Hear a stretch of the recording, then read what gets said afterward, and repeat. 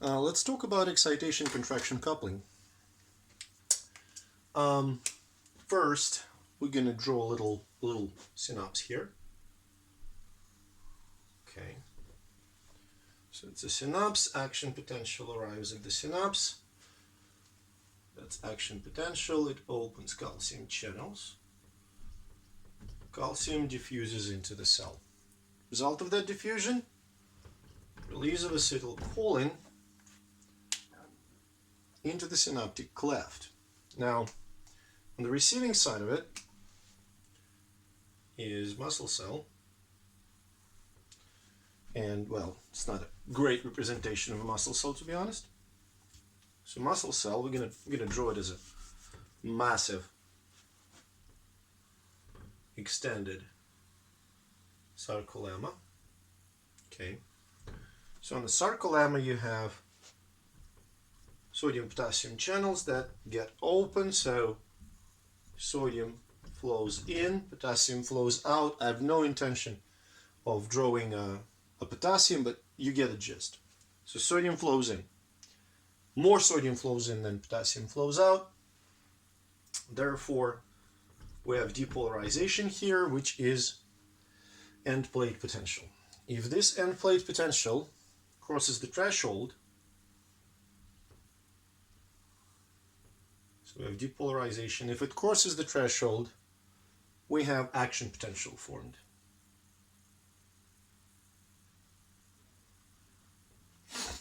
So depolarization here is due to the sodium channels.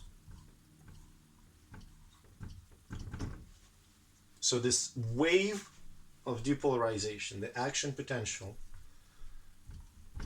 moves along the sarcolemma, and that movement is due to the depolarization by the influx of sodium and repolarization by the efflux of potassium. Eventually, action potential enters the T-tubule, so that's T-tubule, and that action potential getting into the T-tubule essentially leads to the opening of calcium channels on the sarcoplasmic reticulum, and calcium diffuses from the sarcoplasmic reticulum into the sarcoplasm. Now, what does it do in a sarcoplasm? So in the sarcoplasm, what essentially happens is you have two proteins. You have myosin, okay, with the heads,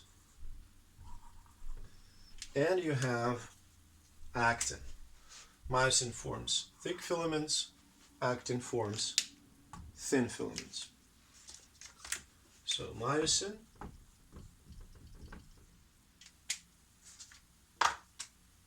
actin. Actin cannot interact with myosin. There's no way for them to establish the cross bridge, because as you may remember,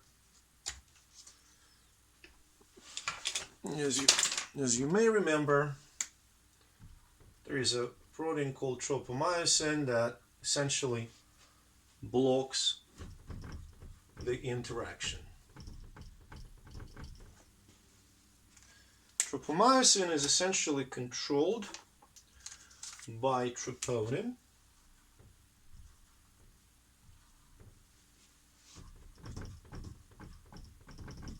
but the whole game changes when calcium becomes available,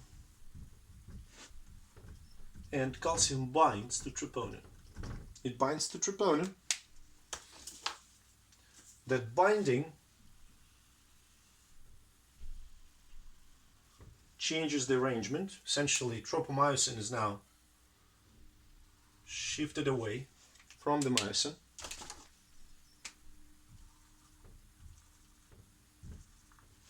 From the actin. Tropomyosin is shifted away from the actin. And now, myosin can form cross bridges with actin. Now the question is, what happens next? Next is a cross bridge cycle. So let's say you've got myosin, and I will try to actually make it sort of in a dynamic way. So you have myosin, and you have a myosin head, and myosin head binds the molecule of ATP. Actin is somewhere else. I think this is actin. That's probably not the perfect color for ATP. Let's change it to green. So, remember that the head of myosin molecule has the activity to break down ATP, so it does.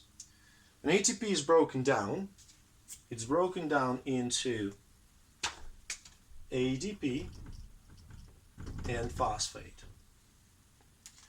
So that breakdown releases energy, which is used to cook the myosin head back. And remember, ATP,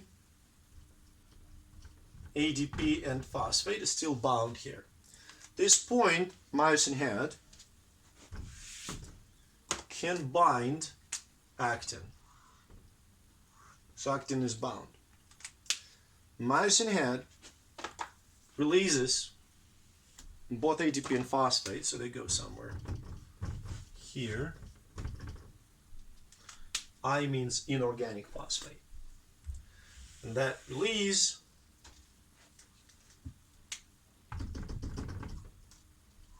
allows myosin head to propel actin forward. Remember, they're still bound. Don't pay attention to that little gap here. So how do you unbind them? The answer is myosin head binds ATP. That's the cross bridge cycle.